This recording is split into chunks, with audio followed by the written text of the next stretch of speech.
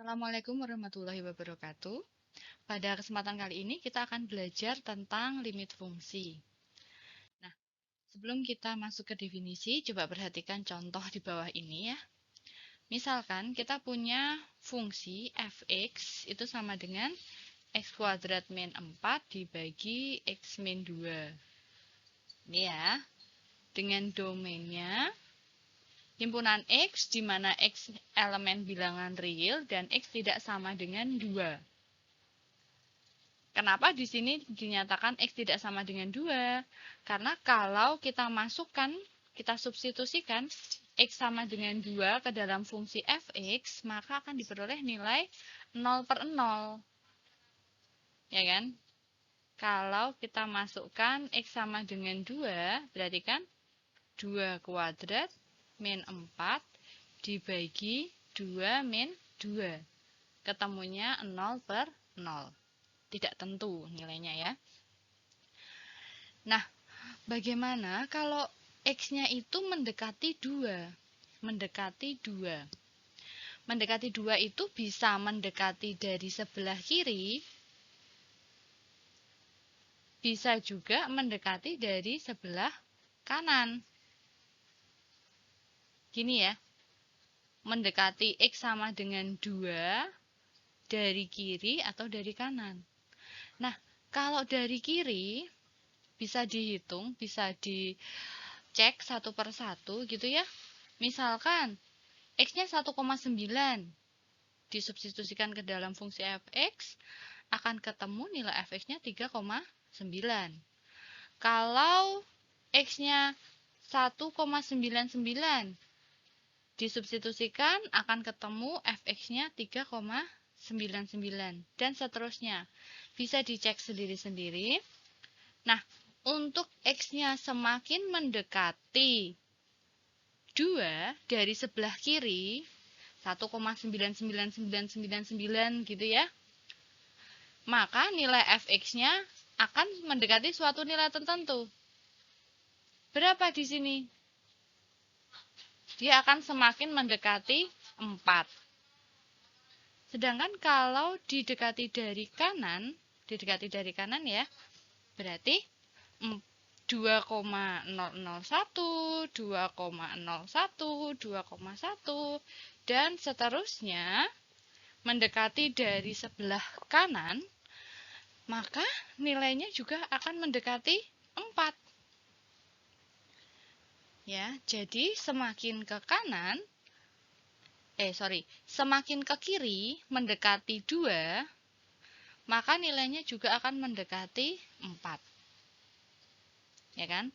Jadi jika x-nya mendekati 2 dari kiri maupun dari kanan, maka nilai fx-nya akan mendekati 4. Maka bisa ditulis dalam bentuk limit ini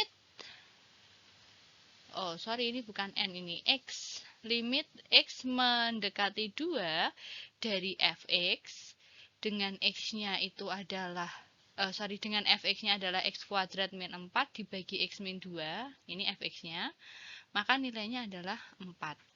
Artinya, untuk x mendekati 2, fx-nya mendekati 4. Jadi limit itu mendekati saja, tapi tidak pernah sampai. Jadi x-nya mendekati 2. Jadi pernyataan yang di bawah sini, x menuju 2, menuju saja, tapi tidak pernah sampai ke 2. Nah, hasil limitnya juga sama. Hasil limitnya di sini 4. Ini tidak benar-benar 4, tapi hanya mendekati 4. Jadi untuk x mendekati 2, maka fx-nya mendekati 4. Nah, ilustrasinya seperti ini. Berikutnya akan kita lihat definisinya. Nah, ada dua nih. Untuk pengertian limit fungsi, yang pertama secara intuitif, pernyataan limit untuk x menuju c dari fx sama dengan L, itu artinya jika x dekat tapi berlainan dengan C, maka fx itu dekat ke L. Nah, tapi banyak yang menyangkal pernyataan ini. Karena apa? Karena pernyataan dekat itu dia tidak jelas. Dekat itu yang seperti apa sih? Nah, oleh karena itu, maka ada yang namanya definisi secara formal. Ini yang lebih matematis. Jadi pernyataan limit X menuju C dari Fx sama dengan L itu artinya untuk setiap bilangan epsilon positif terdapat suatu delta positif sedemikian sehingga jika X dikurangi C, nilai mutlaknya artinya jarak antara X dan C itu kurang dari delta, maka jarak antara Fx dengan L itu kurang dari epsilon. Jadi ini untuk mendefinisikan dekatnya itu seperti apa. Ini definisi secara formal. Nah, baik. Ini untuk definisinya. Berikutnya kita punya teorema-teorema tentang limitnya. Yang pertama ini. Untuk limit X menuju C dari suatu konstanta K, maka nilainya adalah K. Contoh. Limit X menuju 3 dari 5. Jadi C-nya adalah 3, K-nya 5. 5 kan konstanta ya. Maka nilainya adalah 5. Bagaimana kalau X-nya tidak menuju 3? Limit X menuju min 100 dari 5. Hasilnya juga akan tetap 5. Jadi untuk sembarang X menuju bilangan tertentu, tapi fungsinya berupa fungsi konstan, 5, ini fungsi konstan ya, tidak mengandung X di sana, maka nilainya adalah fungsi konstan itu sendiri. Ini untuk contoh teorema yang pertama. Dan yang kedua, untuk limit X menuju C dari suatu fungsi, katakanlah fungsinya adalah AX plus B. Tapi tidak selalu. Fungsi apapun lah yang ini. Jadi fungsi Fx itu kita bisa mensubstitusikan nilai C itu ke dalam fungsinya. Menjadi AC plus B. Contoh. Misal saya punya limit X menuju 4 dari 8X. Gini ya, fungsinya adalah 8X. Maka berapa nilainya? Nilainya adalah 8 dikali 4. 4 dapat dari mana? Dari ini. Sehingga nilainya adalah 32. Contoh yang lain. Limit X menuju min 1 dari fungsinya adalah X kuadrat min 7X, misalkan begini. Berapa nilainya? Nilainya kita substitusikan aja si ini C-nya ke dalam fungsi. Akan menjadi min 1 kuadrat dikurangi 7 kali min 1. Hasilnya berapa? Min 1 kuadrat itu 1. Nah, yang ini min ketemu min ya, jadi plus 7. Hasilnya ada 8. Ini. Jadi kalau kita punya fungsi, kemudian limit X menuju suatu nilai tertentu, kita tinggal substitusikan saja nilai C-nya, nilai ininya nih, ke dalam fungsinya. Nah, tapi kondisi itu akan memerlukan perlakuan khusus jika bentuk yang dihasilkan adalah bentuk tak tentu. Bentuk tak tentu itu gimana? Kalau misalkan setelah disubstitusikan, hasil yang diperoleh itu bentuk tak tentu. Bisa jadi hasilnya 0 per 0, tak hingga per tak hingga min tak hingga, 0 per tak hingga. Misalnya seperti ini. Bentuk-bentuk yang begini, maka hasilnya itu memerlukan penanganan lebih lanjut, gitulah ya istilahnya. Jadi perlu diperlakukan lagi supaya memperoleh hasil limitnya. Karena bentuk-bentuk ini bentuk tak tentu. Tapi selama hasilnya bukan berupa bentuk-bentuk yang demikian ini, maka berapapun hasilnya itu merupakan hasil atau nilai limitnya. Jadi substitusikan saja dulu. Substitusikan nilai C-nya ke dalam fungsi. Substitusikan ini ke dalam fungsinya. Nah, kalau bisa ketemu hasilnya, berarti sudah ketemu nilai limitnya. Gitu ya. Untuk bentuk tak tentu akan kita bahas di pertemuan berikutnya. Oke. Berikutnya, untuk teorema yang ketiga, jika K itu suatu konstanta dan dia dikalikan dengan fungsi fx gitu ya, maka limitnya akan sama dengan jika K ini dikeluarkan dari limit. Contohnya, misal saya punya limit X menuju 2 dari 4X kuadrat. Misalkan seperti ini. Maka ini akan sama dengan jika 4-nya saya keluarkan dari limit, baru dihitung hanya X kuadrat saja yang dilimitkan. Ini sama. Jadi, kamu mau menghitung menggunakan yang dihitung langsung disubstitusikan boleh, atau dikeluarkan dulu konstantanya, dikeluarkan dulu koefisiennya ya. Ini kalau bentuk seperti ini berarti 4-nya sebagai koefisien.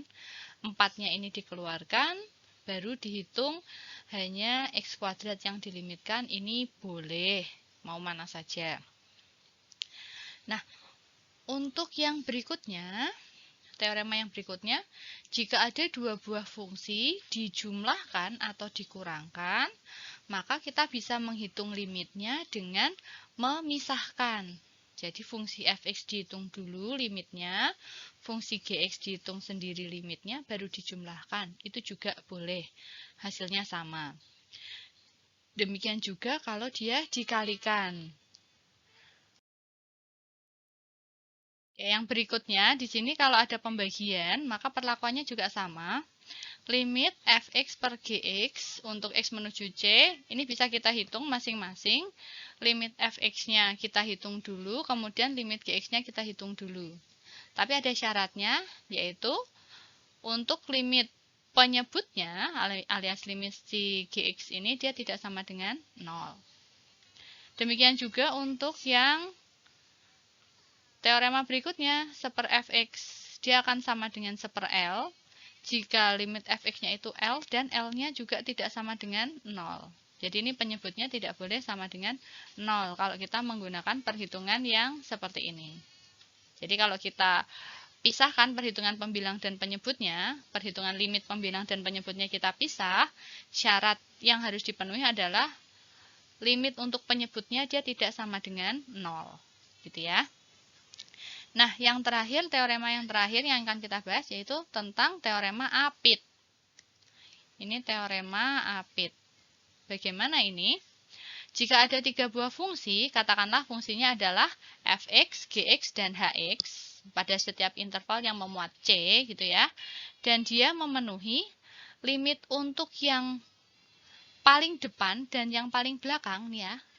Si fx dan hx ini limitnya adalah L. Jadi limitnya sama. Yang depan dan yang belakang itu nilai limitnya sama. Maka nilai limit yang tengah juga sama, yaitu si L itu sendiri. Ini adalah untuk teorema yang terakhir. Itu ya. Nah, ini contohnya nih, contohnya. Yang pertama, jika fx-nya itu adalah 5x plus 8 untuk x menuju 2. Berapa limitnya? Nah, seperti teorema yang tadi, yang perlu kita lakukan adalah kita substitusikan saja. Kita substitusikan nilai C-nya, yaitu di sini 2, ke dalam fx. Jadi, 5 kali 2 ditambah 8. Sama dengan 10 ditambah 8. 18. Oke, seperti ini, disubstitusikan saja. Contoh yang kedua. Bagaimana kalau bentuknya seperti ini? 2x kuadrat plus 4x min 1. X-nya menuju min 3. Nah, nilai limitnya berapa? Substitusikan sama 2 kali min 3 kuadrat ditambah 4 kali min 3 dikurangi 1. Nah, berapa ini hasilnya? Nanti buat latihan. Yang berikutnya, misal hitung limit X menuju 2 dari akar 4x kuadrat min 2x plus 8. Misalkan seperti ini. Berapa nilainya? Ya, berarti kita substitusikan. Akar 4 kali C-nya berapa? Di sini ada 2. Berarti 2 kuadrat min 2 kali 2 ditambah 8. Berapa hasilnya? Ini juga buat latihan. Oke, nanti dikerjakan ya, dicoba. Lanjut. Ini contoh yang berikutnya. Hitung limit X menuju 2 dari 1 per X min 2. Ini kalau kita substitusikan secara langsung, hasilnya adalah 1 per 2 min 2. Sama dengan 1/0. Ya, 1/0. Ini kalau kita bilang di fungsi biasa, artinya bukan di dalam limit, maka hasilnya adalah tidak terdefinisi. Ya kan? Tapi kalau di dalam limit, 1/0 itu limitnya adalah tak hingga. Limitnya adalah tak hingga. Ini bisa menjadi tak hingga karena kita bicaranya tentang limit. Jadi, artinya apa? Limit dari 1/x min 2 untuk X menuju 2, hasilnya adalah tak hingga. Jadi, nilai fungsinya adalah menuju ke tak hingga. Gitu ya. Ini kenapa bisa tak hingga? Karena menuju saja. Seperti dikatakan di definisi di depan, limit itu dia hanya menuju. Mendekati. Untuk X menuju 2, nilai fungsinya mendekati tak hingga. Seperti itu ya. Nah, bagaimana kalau contoh yang berikutnya ini? Limit X menuju 5 dari X min 5 dibagi X. Nah, kalau yang ini, kalau kita substitusikan hasilnya adalah 5 min 5 dibagi 5. Gini ya. Berarti kan 0/5. Nah, kalau 0/5 bagaimana? Hasilnya tetap 0. Jadi, limit dari X min 5 per X untuk X menuju 5, hasilnya menuju ke 0. Seperti itu. Oke. Kalau ada pertanyaan, silahkan tinggalkan di kolom komentar atau di-share di grup WhatsApp ya. Nanti bisa kita diskusikan lebih lanjut. Contoh yang berikutnya. Ini. Hitung limit X menuju 4 dari X kuadrat min X min 12 dibagi X min 4. Ini kalau kita substitusikan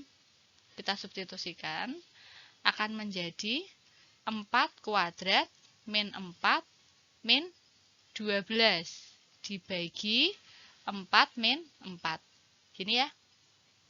4 kuadrat 16. 16 dikurangi 4 dikurangi 12. 0/0. Nah, ini kan masuk ke bentuk tak tentu.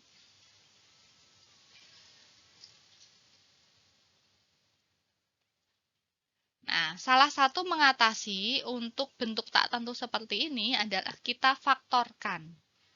Jadi, faktorkan yang pembilang supaya nanti bisa disederhanakan dengan penyebutnya. Faktorkan. Nih, bentuk X kuadrat min X min 12. Bisa kita faktorkan seperti ini. Buat yang masih lupa, silahkan disampaikan supaya nanti saya tahu siapa yang masih belum paham, perlu kita ulangi atau tidak gitu ya untuk pemfaktoran ini. Nah, kita sudah pernah membahas ini sebelumnya. Kalau kita mau memfaktorkan, maka kita harus mencari suatu nilai yang kalau dikalikan itu sama dengan yang paling belakang ini, min 12. Tapi kalau dijumlahkan, itu sama dengan yang tengah. Tengah di sini adalah min 1. Nah, siapa yang dikalikan sama dengan min 12, tapi dijumlahkan sama dengan min 1? Mari kita cek. Min 12 itu hasil perkalian dari siapa saja sih? 1 kali min 12. Ya kan? Min 1 kali 12. 2 kali min 6. Min 2 kali 6. 3 kali min 4. Min 3 kali 4. Ini adalah perkalian-perkalian yang hasilnya min 12. Nah, di antara bilangan-bilangan ini, siapa yang kalau dijumlahkan sama dengan min 1? Seperti itu. Nah, hasilnya adalah yang ini ya, 3 sama min 4.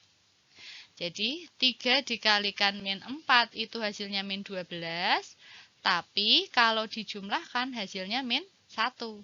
Jadi, kita sudah menemukan nih bilangan yang kita cari.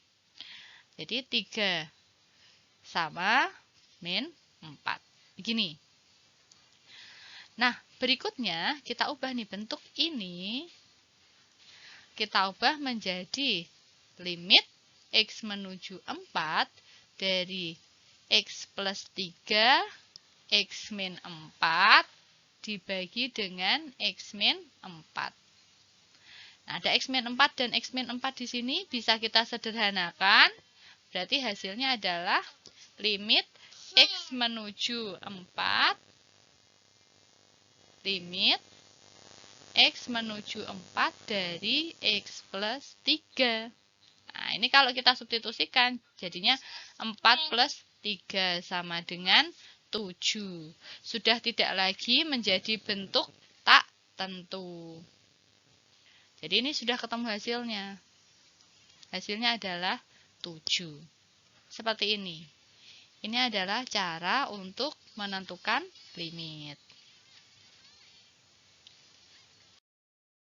Ini untuk latihannya, jadi ada 4 soal yang digunakan untuk latihan, silahkan dikerjakan.